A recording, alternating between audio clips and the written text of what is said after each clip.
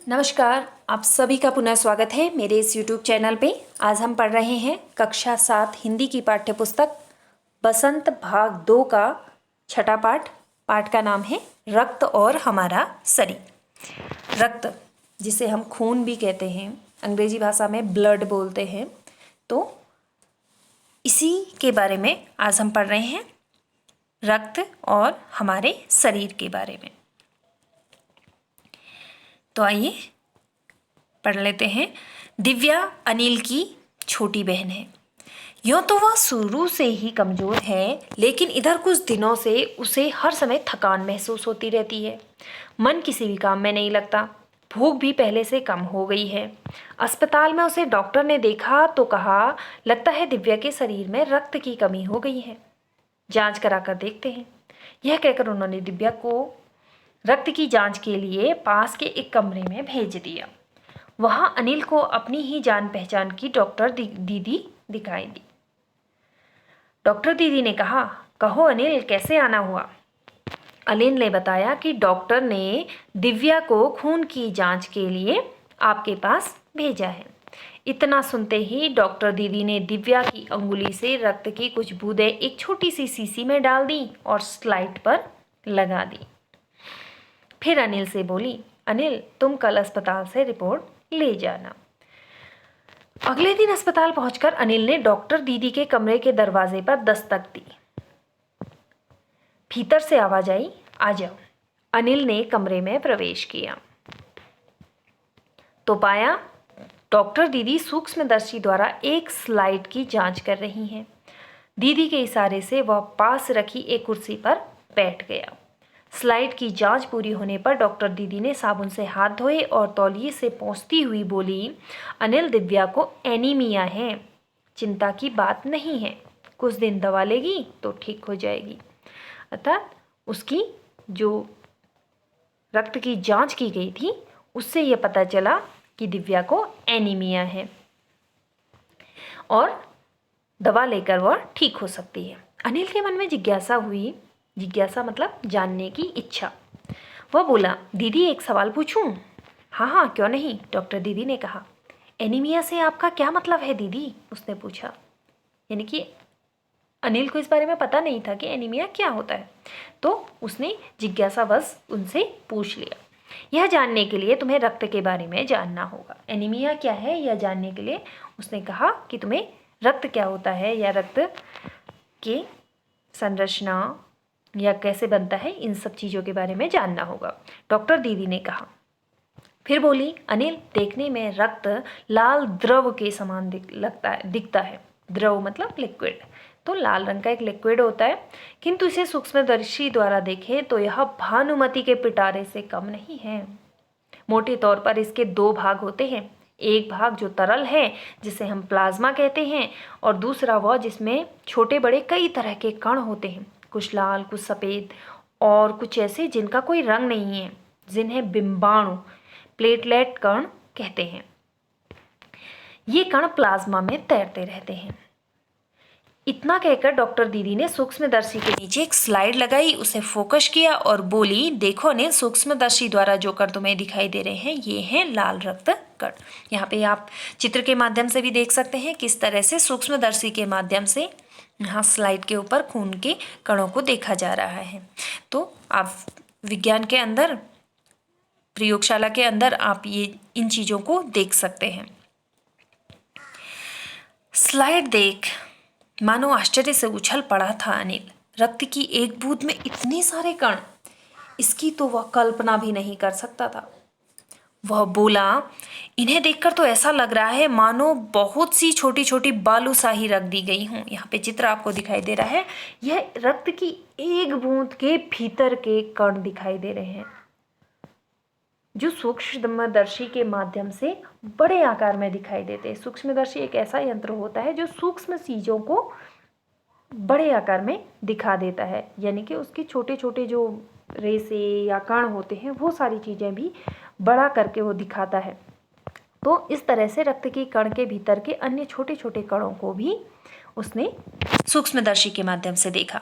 हाँ दीदी बोलो, दीदी बोली, लाल कण बनावट में बालूशाही की तरह ही होते हैं, गोल और दोनों तरफ अवतल, यानी बीच में दबे हुए। अवतल का मतलब होता है बीच में दबा होना, किनारों का उभरा होना और बीच में दबा होना अवतल कहलाता है। रक्त की एक बूंद में इनकी संख्या लाखों में होती है, यानी कि ऐसे जो बालूशाही की तरह दिखने वाले जो कण होते हैं, रक्त की एक बूंद में ही ये लाखों कण होते हैं। यदि हम 1 मिलीमीटर रक्त लें तो उसमें हमें 40 से 55 लाख कण मिलेंगे। इनके कारण ही हमें लाल रंग का, यानी कि रक्त का लाल रंग नजर आता है। ये कण शरीर के लिए दिन रात काम करते हैं। सांस लेने पर साफ हवा से जो ऑक्सीजन तुम प्राप्त करते हो उसे शरीर के हर हिस्से में पहुंचाने का काम इन कणों का है। यानी कि ये कण तैरते रहते हैं हमारी नसों में और ऑक्सीजन को शरीर के हर हिस्से में पहुंचाते हैं। इनका जीवन काल लगभग 4 महीने का होता है, यानी कि इन कणों का जीवन काल 4 महीना होता है। 4 महीने के होते होते नष्ट हो जाते हैं, लेकिन एक साथ नहीं, धीरे धीरे, कुछ आज कुछ कल कुछ उसके अगले दिन, यानी कि हर दिन रक्त बनता है। उसके जो कण हैं वो रक्त में कण बनते हैं और वे 4 महीने जीते हैं, लेकिन हर दिन बनते हैं। तो आज कुछ कण नष्ट होते हैं तो कुछ अगले दिन नष्ट होते हैं, तो नए बनते भी हैं। तो इस तरह से जो रक्त बनने की या इन कणों के बनने और नष्ट होने की क्रिया चलती रहती है। तब तो कुछ ही महीनों में ये खत्म हो जाते होंगे, अनिल ने कहा।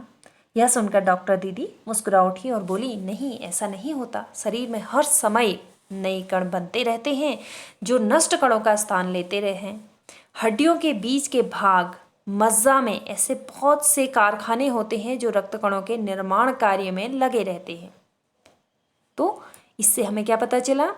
हड्डियों के बीच में जो मज्जा होती है वहाँ पर रक्त कणों का निर्माण होता है। इनके लिए इन कारखानों में को प्रोटीन, लौह तत्व और विटामिन रूपी कच्चे माल की ज़रूरत होती है। जिस तरह से कारखानों में किसी चीज़ को बनाने के लिए रॉ मटेरियल यानी कि कच्चे माल की ज़रूरत होती है, वैसे ही रक्त बनाने के लिए किस चीज़ की ज़रूरत होती है? प्रोटीन, लौह तत्व और विटामिन की ज़रूरत होती है। ये चीज़ें जब हम शरीर के अंदर भोजन के रूप में लेते हैं तो इन्हीं चीज़ों से हमारी हड्डियों के अंदर जो मज्जा होती है वहीं पर रक्त का निर्माण होता है। यह पौष्टिक आहार लेते हो, हरी सब्जी, फल, दूध, अंडा और गोश्त में ये तत्व उपयुक्त मात्रा में होते हैं। यदि कोई व्यक्ति उचित आहार ग्रहण नहीं करता तो इन कारखानों को आवश्यकता अनुसार कच्चा माल नहीं मिल पाता। नतीजा यह होता है कि रक्त कण नहीं बन पाते, रक्त में इनकी कमी हो जाती है। लाल कणों की इसी कमी को एनीमिया कहते हैं। तो देखो कितने अच्छे ढंग से उन्होंने इस बात को समझाया कि पौष्टिक तत्वों को लेने से शरीर के अंदर, हड्डियों के अंदर जो मज्जा होती है वहाँ पर रक्त कणों का निर्माण होता है। अगर हम पौष्टिक आहार नहीं लेते हैं तो फिर कारखाने को ये पोषक तत्व नहीं मिल पाते हैं और जिसकी वजह से रक्त का निर्माण नहीं होता है और रक्त की कमी, जिसे एनीमिया कहते हैं, ये बीमारी हमें हो जाती है। तो क्या संतुलित आहार लेने मात्र से हम एनीमिया से बचे रह सकते हैं? अनिल ने सवाल किया। दीदी बोली, हाँ, यह कहना काफ़ी हद तक सही होगा, क्योंकि अगर हम पौष्टिक आहार ले रहे हैं तो हमें एनीमिया नहीं होगा, क्योंकि हमारी शरीर में रक्त यानी कि लाल कण बनते रहेंगे। यूँ तो एनीमिया बहुत से कारणों से हो सकता है, किंतु हमारे देश में इसका सबसे बड़ा कारण पौष्टिक आहार की कमी है। इसके अलावा इस रोग का एक और बड़ा कारण है पेट में कीड़ों का हो जाना, यानी कि अगर पेट में कीड़े हैं तब भी यह रोग हमें हो सकता है। ये कीड़े प्रायः दूषित जल और खाद्य पदार्थों द्वारा हमारे शरीर में प्रवेश करते हैं। अतः इनसे बचने के लिए यह आवश्यक है कि हम पूरी सफाई के साथ बनाए गए खाद्य पदार्थ को ही ग्रहण करें। भोजन करने से पूर्व अच्छी तरह से हाथ धोएं, साफ पानी पिएं। और हाँ अनिल, एक किस्म के कीड़े भी हैं जिनके अंडे जमीन की ऊपरी सतह में पाए जाते हैं।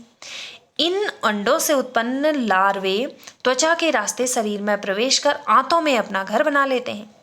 इससे बचने का सहज उपाय है कि शौच के लिए हम शौचालय का ही प्रयोग करें और इधर उधर नंगे पैर ना घूमें, जिससे ये जो अंडे हैं वो किसी भी प्रकार से हमारे शरीर में प्रवेश ना कर पाए।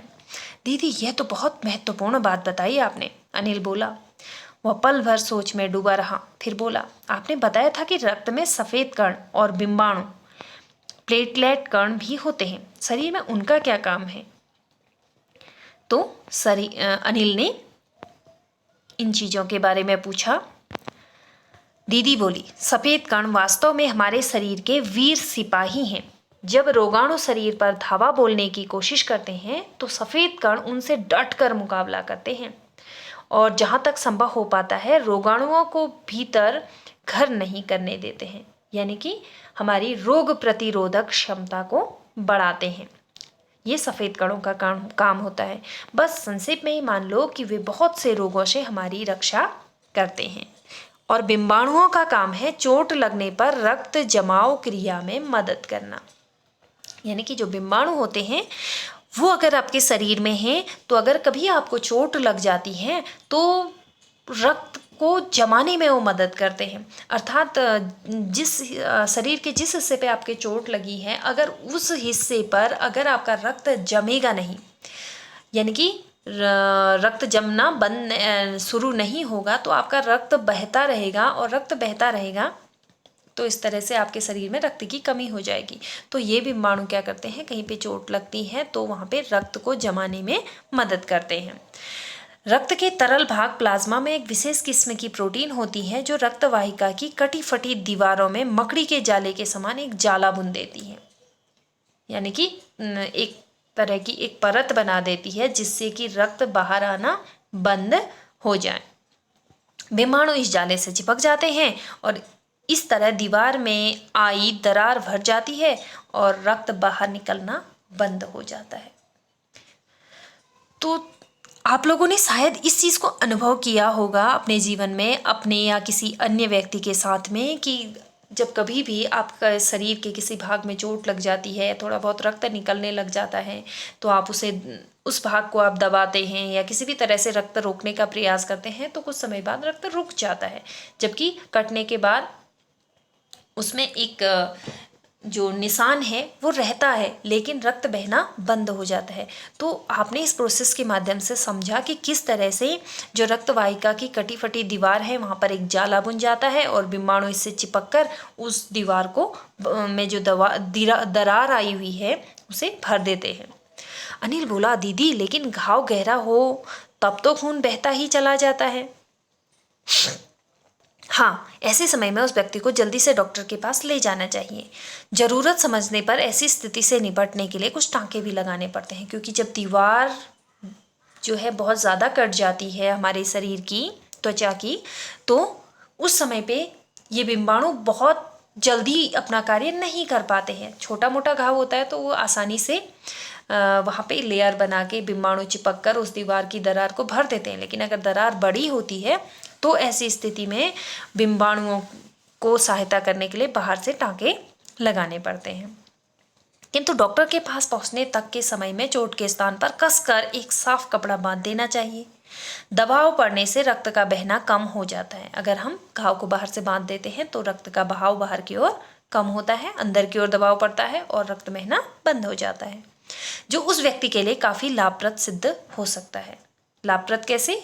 अगर रक्त बहना कम होगा तो उसके शरीर में रक्त की कमी नहीं होगी, किंतु अगर बहुत अधिक रक्त बह जाए तो उसे रक्त चढ़ाने की भी ज़रूरत पड़ सकती है, दीदी ने समझाते हुए कहा। अनिल ने कहा, क्या ऐसे समय में किसी भी व्यक्ति का खून काम आ सकता है?